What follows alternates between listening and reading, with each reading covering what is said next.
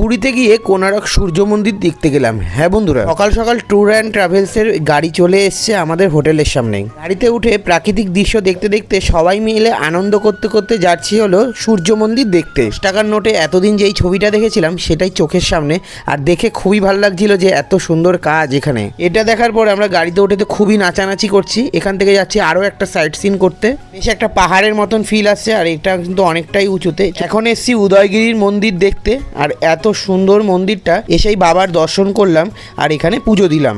মন্দিরের গায়ে মা দুর্গার একটা মূর্তি আছে, এখানে পুজো হচ্ছিল। আর পাশেই যেহেতু গৌতম বুদ্ধের একটা মন্দির আছে সেটাও দেখলাম। আর দেখো কতটা উঁচুতে আমরা এসছি। এখান থেকে বেরিয়ে আমরা একটা হোটেলে এসছি, আর এখান থেকেই আমাদের আজকে দুপুরে লাঞ্চটা করব। চলে এসছে ভাত, আর প্রায় এই থালিটা নিয়েছিল 110 টাকা করে। এই থালিটা ছিল সম্পূর্ণ ভেজ। সবাই মিলে বসে খাওয়ার মজাই আলাদা। তো চলো আমরা এখন খাই দাই। আজকের মতন এটুকুই, দেখা হচ্ছে পরের একটি পার্টে।